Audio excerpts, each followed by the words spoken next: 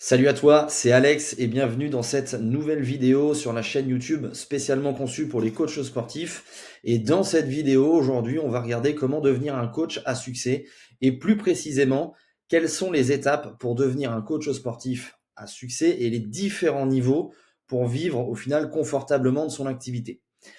Alors, je fais cette vidéo qui est basée vraiment sur mon expérience et les retours des 200 coachs sportifs que j'ai formés et lancés en club depuis le début de mon activité. Et très souvent, la problématique des coachs sportifs qui se lancent, c'est de ne pas mettre le focus au bon endroit. On sait souvent que y a plusieurs contraintes dans une activité, hein, ça je ne fais que de le répéter, acquisition, discussion, vente et délivrabilité. Et si aujourd'hui il y a une des problématiques qui bug dans l'activité, forcément c'est très difficile.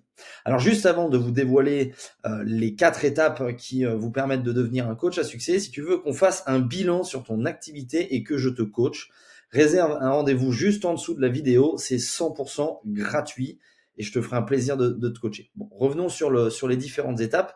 Alors la première étape, pour moi, c'est la première étape des 0 à 10 clients. Alors très souvent, les erreurs que font les coachs quand ils se lancent, parce que là vraiment on est au début de l'activité, hein, on est sur le démarrage, c'est qu'ils se lancent et qu'ils font un logo. Voilà, ils font un logo, ils font un site internet et ils préparent plein de programmes et ils attendent que les clients arrivent. Bon, là aujourd'hui, c'est vraiment des choses à proscrire et à ne pas du tout faire parce que là, vous passez de l'énergie sur, et vous dépensez en plus de l'argent sur des choses qui ne vous rapportent rien au démarrage. Donc, arrêtez de faire ça, s'il vous plaît, et plutôt concentrez-vous sur donc ces 3 points-là. Le premier point, c'est de trouver une méthode qui t'amènera un flux de clients et qui va t'aider à démarrer dans ton activité. Donc, soit tu fais la demande à tout ton entourage, soit tu peux t'inscrire carrément en club. Donc, ça peut très bien être sous le format de je loue un club et j'accède à toute la clientèle du club et peut-être que les agents d'accueil vont m'envoyer des clients. Ça peut être le premier point. Soit tu t'inscris en tant qu'adhérent dans un club où il n'y a pas de coach, par exemple. Soit tu es salarié dans un club. Voilà, il y a plein de petites méthodes qui te permettent de rentrer au départ en relation avec des clients et de pouvoir te lancer correctement. La première des problématiques aussi, c'est que les coachs ne savent pas vendre. Donc aujourd'hui, si tu veux te lancer dans l'activité, bon, ok, il faut que tu discutes avec des clients, mais il faut que tu saches vendre tes prestations parce que on voit trop souvent les coachs qui vendent des prestations sous forme de carnet de séance. Ça, c'est juste pas possible en 2025. On voit trop souvent des coachs qui se vendent à moins de 50 € de l'heure. Ça, c'est aussi plus possible en 2025. Donc, s'il vous plaît, apprenez à vendre. Normalement, vous allez sur mon compte YouTube et vous devrez retrouver des vidéos où je vous explique exactement ma méthode de vente. Une fois que vous avez fait ça, normalement, là, vous n'avez pas grand-chose de plus à faire que de réitérer ce processus, discuter, proposer votre service et vendre, discuter, proposer votre service et vendre. Et au bout d'un moment, forcément, vous allez arriver à ces fameux 10 clients. Une fois qu'on arrive à ces 10 clients, là, c'est simple, on va essayer d'aller chercher les 25 clients. Alors, les erreurs à ne pas faire, c'est déjà de passer à autre chose, c'est-à-dire de sentir arriver, de dire ok, bon, j'ai déjà 10 clients et je vais de suite aller faire du digital, je vais aller dans les entreprises, je vais aller faire du domicile. Non, on reste focalisé sur une seule chose et on essaie de la faire juste plus. Donc les erreurs à ne pas commettre, arrêter ce qui marche, c'est-à-dire de faire autre chose, hein, et du coup de surdélivrer ses coachings. Je vois aussi une erreur très souvent, c'est que les coachs, alors ok, bon, il faut délivrer, il faut apporter un service super haut de gamme, hein. Ça j'ai aucun souci.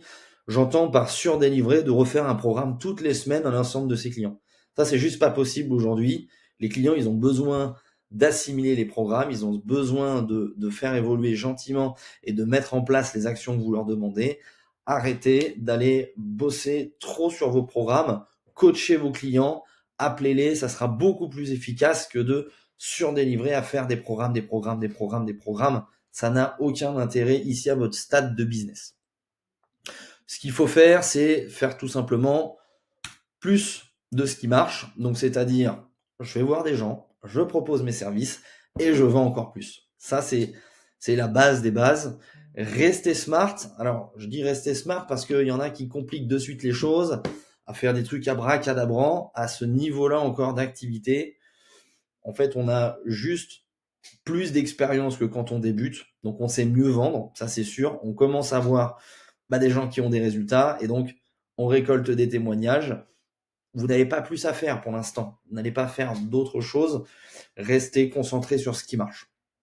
Une fois que vous arrivez à ce palier des 20-25 clients, là, ça y est, on passe un step. Parce que en réalité, en présentiel, vous êtes full, vous avez beaucoup de clients, vous avez beaucoup de choses à gérer, vous êtes obligé de diminuer votre prospection, vous faites beaucoup moins de ventes, donc on est obligé de se concentrer sur les clients qu'on a actuellement, et si vous ne changez pas d'étape, forcément vous allez perdre des clients, vous allez avoir un trou de chiffre d'affaires, et vous allez devoir reprendre l'étape 2 qui est juste rediscuter avec des gens et revendre votre prestation pour retrouver de nouveaux clients. Donc attention, cette étape pour moi est assez dangereuse, il ne faut pas rester trop longtemps dedans, il faut être assez lucide pour passer directement à l'étape 3 qui est passer de 20 à 50 clients. Alors, les erreurs à ne pas commettre, c'est de continuer à faire rentrer du monde en coaching.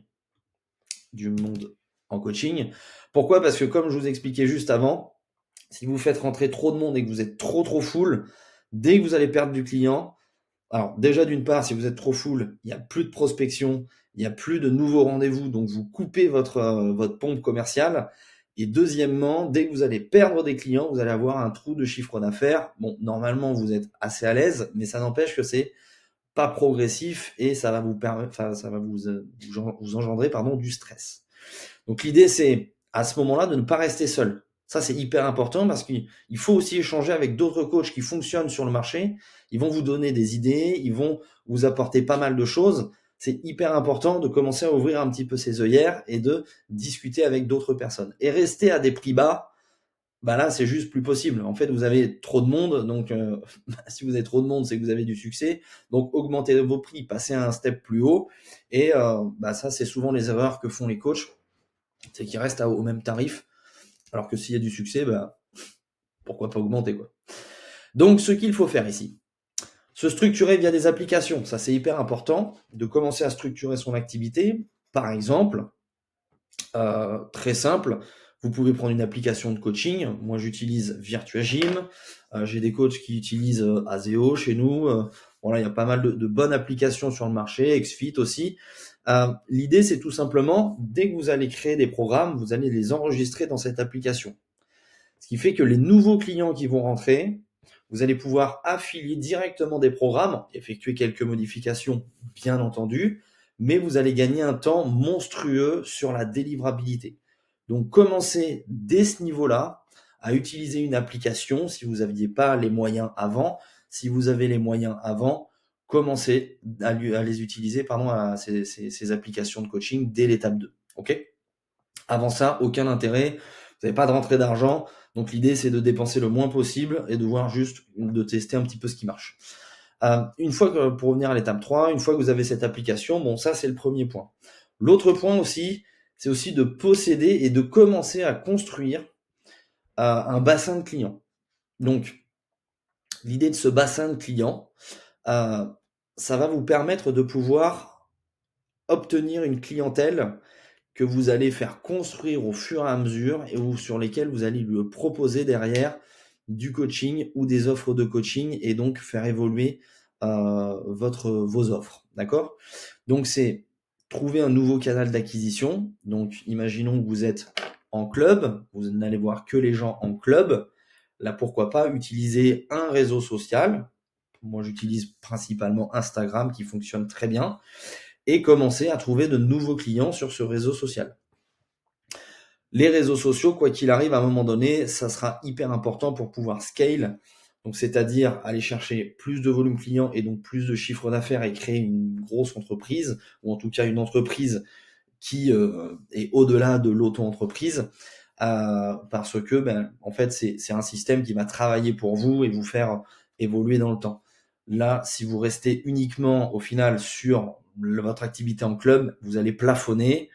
Après, c'est pas mauvais en soi, mais vous allez plafonner quoi qu'il arrive parce que vous n'avez que 24 heures dans une journée et c'est comme ça. Ok? Donc l'idée, c'est d'utiliser voilà, le digital pour venir faire une bascule au final de votre activité et de pouvoir grossir encore plus. Un canal, 2 canaux. Et là, à ce moment-là, ça va commencer à grossir assez facilement et vous allez arriver très rapidement à une 50aine de clients.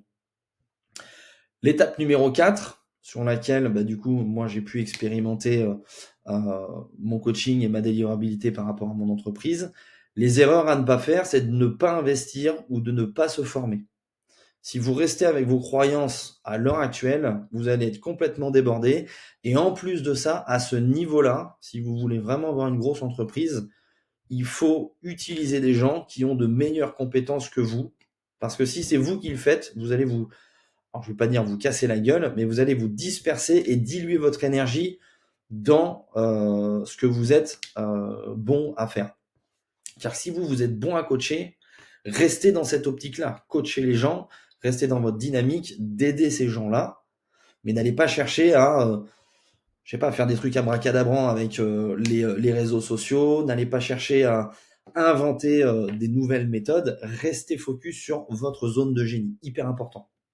Laissez ces œufs dans le même panier, j'entends par là que si vous ne possédez pas, par exemple, déjà votre audience, que vous utilisez qu'un seul et même canal d'acquisition, que vous reposez ça là-dessus, c'est là où c'est pas bon sur le long terme. Parce que si vous avez une problématique sur ce canal d'acquisition, en fait, vous coupez votre flux de nouveaux clients et ça, c'est hyper grave. D'accord? Donc, en tout cas, c'est hyper grave pour votre activité et votre pérennité. Ok? Tout faire à la main aussi, ici, c'est encore une grosse erreur. Alors, on peut faire des choses, hein, mais on ne peut pas tout faire à la main. Il faut absolument, et donc du coup, dans ce qu'il faut faire, automatiser des tâches. Que ce soit processiser les entrées de vos nouveaux clients, que ce soit processiser les parcours de vos clients, les case studies pour pouvoir récolter du témoignage. Bon, tout ça, c'est des choses qu'il faut automatiser, comme par exemple aussi l'acquisition. À un moment donné, il va falloir l'automatiser parce que si vous voulez faire grossir, vous devez vous mettre en mode pilotage et pas en mode c'est moi qui fais tout et du coup je suis complètement débordé, j'ai pas le temps de rien faire et je peux pas réfléchir. Si vous prenez pas du recul, ça risque d'être compliqué. Et donc ça passe aussi par recruter des collaborateurs. En tant que coach au départ, ce qui prend le plus de temps, c'est de délivrer ses prestations ou éventuellement d'avoir quelqu'un qui va vous aider à développer vos réseaux sociaux. À ce moment-là, vous pouvez faire le choix de l'un ou l'autre. Moi, je vous conseille peut-être dans un premier temps de plutôt trouver soit un monteur, soit une personne qui va vous guider sur les réseaux sociaux pour pouvoir vous faire grossir et surtout créer une personal brand. Parce qu'à un moment donné, si vous voulez vraiment avoir beaucoup de clients, de dépasser la centaine, 150aine, etc., vous devez absolument construire une personal brand parce que les gens ne vont plus vous acheter parce que vous avez réussi à échanger vite fait et que les gens sont contents juste en live. C'est que les gens, ils vont acheter vous d'abord et après le produit. Donc la personal brand aujourd'hui en 2025, c'est l'une des choses les plus importantes à développer si on veut avoir une grosse activité. Ok, donc s'il y a des étapes qui sont pas très claires, n'hésitez pas à m'écrire des petits messages en commentaire ou venez sur mon Instagram directement pour pouvoir échanger. Je me ferai un grand plaisir de vous aider. Donc, n'oubliez pas que chaque étape a des avantages et des contraintes qu'il faut absolument respecter. Si vous brûlez les étapes, c'est pas forcément bon pour votre activité. D'accord? Donc, faites bien attention à ça. Vraiment, je vous le dis parce que j'ai fait l'erreur déjà. C'est pour ça que je vous parlais de mon expérience tout à l'heure. Donc, soyez bien précis dans vos différentes étapes et analysez bien les contraintes que vous avez au fur et à mesure. Si tu veux qu'on fasse un bilan sur ton activité et que je te coach, réserve un rendez-vous juste en dessous avec le lien dans la description. C'est 100% gratuit. Et sinon, on a aussi une communauté de coachs sportifs qui s'entraident avec toutes mes dernières méthodes. Ok, tu y retrouveras en gros une grosse formation sur l'acquisition, une grosse formation sur la vente, une grosse formation sur la délivrabilité. Tu as accès à des lives hebdomadaires et tu as accès à toute la communauté de coachs sportifs. C'est pareil, tu as juste à cliquer sur le lien en dessous dans la description. Moi, je te dis à très vite pour une prochaine vidéo. Ciao, ciao.